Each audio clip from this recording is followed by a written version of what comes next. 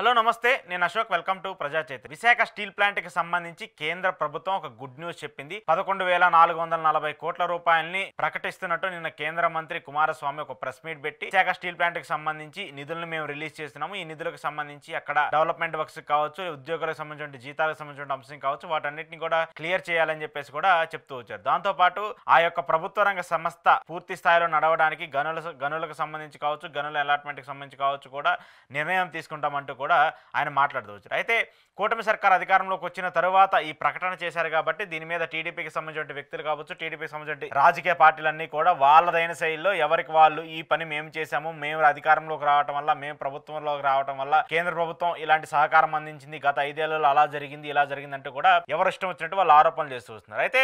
వాస్తవానికి Visakha steel plant కి సంబంధించిన అంశం మీద ముందుగా గలమెత్తింది వైసీపీ పార్టీ వైసీపీకి సంబంధించిన అధినేత జగన్మోహన్ రెడ్డి 2014 నుంచి 2019 వరకు అప్పుడు హయాంలో కూడా వైసీపీకి సంబంధించి స్టీల్ ప్లాంట్ ని ప్రైవేటీకరణ చేయొద్దంటూ కూడా మద్దతుగా మాట్లాడుతూ వచ్చారు ఆ తర్వాత జగన్మోహన్ రెడ్డి అధికారంలోకి వచ్చిన తర్వాత 2019లో కూడా స్టీల్ ప్లాంట్ కి సంబంధించిన అంశం మీద గట్టిగా పోరాడతాము ఒకవేళ ఇలాంటి స్టీల్ ప్లాంట్ ని ప్రైవేటీకరణ చేయాల్సినటువంటి పరిస్థితే వస్తే రాష్ట్ర ప్రభుత్వం ఆ ప్రైవేటీకరణ ఆపి ఆ రాష్ట్ర ప్రభుత్వం ఆ బాధ్యతనంతా తీసుకొని దాన్ని ప్రైవేటీకరణ కాకుండా ప్రభుత్వ పరంలోనే ఉండేలాగా చూస్తామంటూ కూడా అసెంబ్లీలో తీర్మానాన్ని పాస్ చేసిన పరిస్థితిని కూడా మనం చూసాము కానీ ఎన్నిసార్లు జగన్మోహన్ రెడ్డి కేంద్రానికి లేఖలు రాసిన ప్రైవేటీకరణ అయితే ఆపారు కానీ దానికి సంబంధించినటువంటి నిధులను దానికి సంబంధించినటువంటి అప్పుల్లో ఉన్నటువంటి భారాన్ని మోయడానికి మాత్రము కేంద్ర ప్రభుత్వం ఎక్కడా కూడా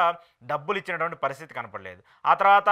జగన్మోహన్ రెడ్డి హయాం అధికారంలో ఉన్నప్పుడు ప్రధాని మోదీ విశాఖకు వచ్చి అక్కడ కొన్ని పలు అభివృద్ధి కార్యక్రమాలకు ప్రారంభించినప్పుడు అభివృద్ధి కార్యక్రమాలకు సంబంధించిన ఆయన శంకుస్థాపన చేయడానికి వచ్చినప్పుడు సాక్షాత్తు అంతమంది ముందు అంతమంది కేంద్ర మంత్రి ముందు ముఖ్యమంత్రిగా ఉన్నటువంటి జగన్మోహన్ రెడ్డి చేయి చాచి ఆంధ్రప్రదేశ్కి రావాల్సిన విభజన హామీలకు సంబంధించిన అంశాలన్నింటినీ కూడా మీరు పూర్తి చేయండి దాంతోపాటు విశాఖ స్టీల్ ప్లాంట్ ని ప్రైవేటీకరణ కాకుండా ఆపండి అంటూ కూడా ఆయన మాట్లాడుతూ వచ్చారు అలాంటి తరుణంలో కూడా అప్పుడు ప్రతిపక్షంలో ఉన్నటువంటి జనసేన పార్టీ కావచ్చు టీడీపీ కావచ్చు బీజేపీ కావచ్చు ఎవరు ఇష్టం వచ్చినట్టు వాళ్ళు మాట్లాడుతూ వచ్చారు జగన్మోహన్ రెడ్డి అడుక్కోవడం ఏంటి జగన్మోహన్ రెడ్డికి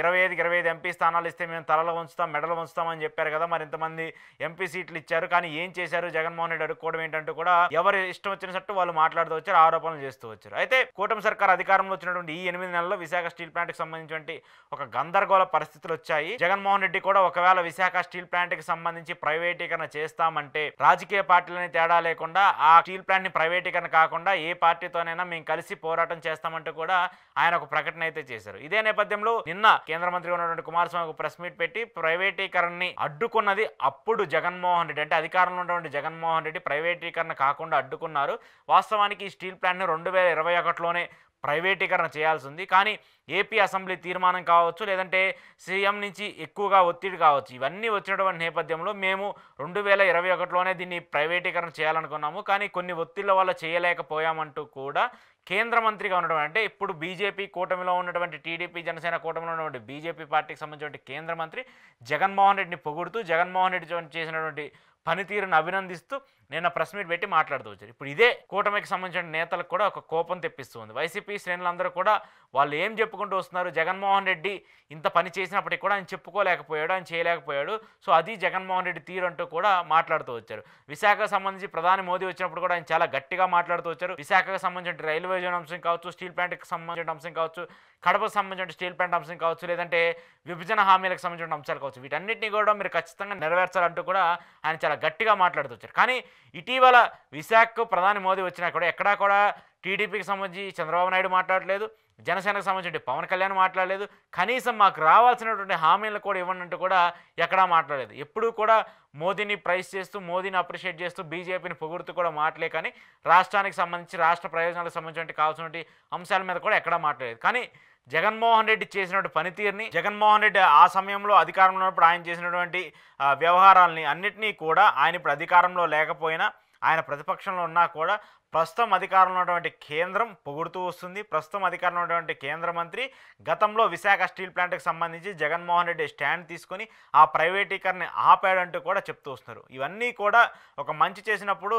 మనం చెప్పాల్సిన అవసరం లేదు అవి ఎప్పుడైతే బయటకు కనిపించాలో అప్పుడే కనిపిస్తాయి అనేటువంటి అంశం ఏదైతే ఉందో అలాంటి అంశము ఇప్పుడు జగన్మోహన్ రెడ్డికి సంబంధించి విశాఖ స్టీల్ ప్లాంట్కి సంబంధించి కనిపిస్తుంది ఏది ఏమైనప్పటికీ విశాఖ స్టీల్ ప్లాంట్కి సంబంధించిన ప్రైవేటీకరణ జరగడం అంశంలో జగన్మోహన్ రెడ్డి చాలా కీలక బాధ్యత పోషించారు దాంతోపాటు ప్రస్తుతం ఏదైతే 11,000 కోట్ల రూపాయలు రిలీజ్ చేశామని చెప్తూ ఉన్నారో దానికి సంబంధించి అసలు ఈ ఒత్తిడికి సంబంధించి కావచ్చు, లేదంటే స్టీల్ ప్లాంట్కి సంబంధించిన అంశానికి సంబంధించిన ఉద్యోగాలకు సంబంధించిన భద్రతకు సంబంధించి కావచ్చు, ఒక క్లారిటీ ఇవ్వాల్సిన బాధ్యత కేంద్రానికి ఉంది. మరి దీని మీద ఇంకా ఇక్కడ ఉన్నటువంటి కూటమికి సంబంధించిన నేతలు ఎలా మాట్లాడతారు, కూటమి ఇంకా విశాఖ స్టీల్ ప్లాంట్కి సంబంధించి ఎలా పోరాడుతుంది అనేది మాత్రం చూడాల్సి ఉంది. ఇప్పటికైతే మాత్రము కొంత రిలీఫ్ వచ్చినప్పటికీ దానికి సంబంధించి పూర్తిగా క్లారిటీ రావాలి. స్టీల్ ప్లాంట్ని ప్రైవేటీకరణ కాకుండా దానికి సంబంధించిన గనుల కేటాయింపు కావచ్చు, లేదంటే ఉద్యోగులకు సంబంధించిన జీతభత్యాలకు సంబంధించిన అంశాలు కావచ్చు, వాటన్నిటినీ కూడా క్లియర్ చేయాలని చెప్పేసి కోరుకుంటున్నారు.